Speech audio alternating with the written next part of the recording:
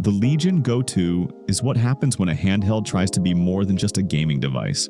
With its massive OLED screen, detachable controllers, and premium build, many even argued it could replace a laptop. But now comes the GPD Win 5, bringing the kind of performance the Legion Go 2 would have needed to truly earn that title.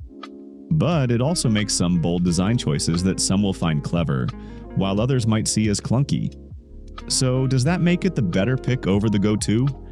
Or even worse? Let's find out. The Legion Go 2 keeps the big handheld feel. Detachable controllers, kickstand, and an 8.8-inch display that makes it great for docked and portable play. It's polished, familiar, and very much a gaming-first design. The GPD Win 5 is chunkier, but it tries to be a modern PSP or Vita in design. Vita-style D-pad, adjustable triggers. One unusual part is the external 80-watt-hour battery. Instead of a fixed pack like the Go 2, you can clip or cable connect swappable batteries, which is strange at first but may be practical for many. On visuals, Legion Go 2 takes the crown. An 8.8-inch OLED 144Hz refresh rate with VRR.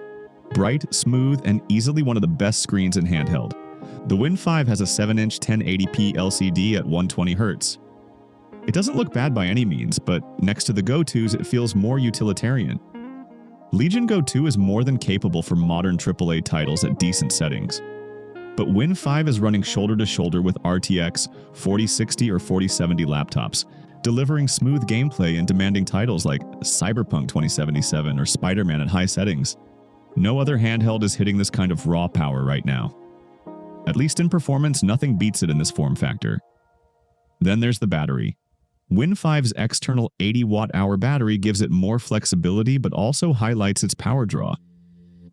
At 45 watts TDP, you're looking at around 1.5 to 2 hours of heavy gaming.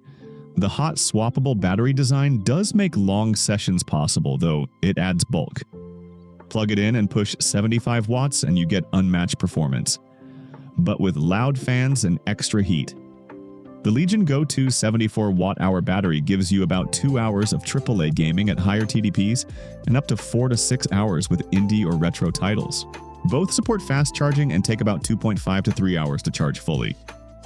Lenovo has steadily improved its software layer, controller remapping, performance presets, and updates fixing early glitches. It's not perfect, but it's smoother than when the first Legion Go launched, and it gets the job done. Lenovo has confirmed that Go 2 will gain the Xbox full-screen UI experience in spring 2026, letting users switch to a more console-style interface. The Win 5 leans on motion assistant and Win control.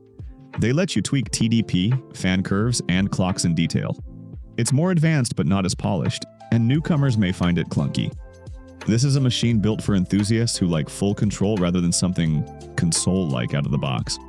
The Legion Go 2 starts at $1,099 and higher-end version hits $1,479. For that money, you're getting a stunning OLED display, solid performance, and a handheld that does almost everything. The GPD Win 5, though, is in another league entirely. It starts around $1,600 and goes all the way up to $2,268. That's double, sometimes triple, what Lenovo is charging.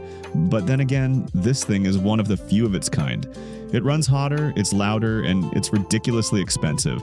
But the raw power is unmatched. It also has that hot swappable battery, though it's not as straightforward as it sounds. You'll still need to put the device in hibernate and take a few steps, so don't expect a quick swap mid-game. So for me, the Go 2 feels like the balanced option for most people.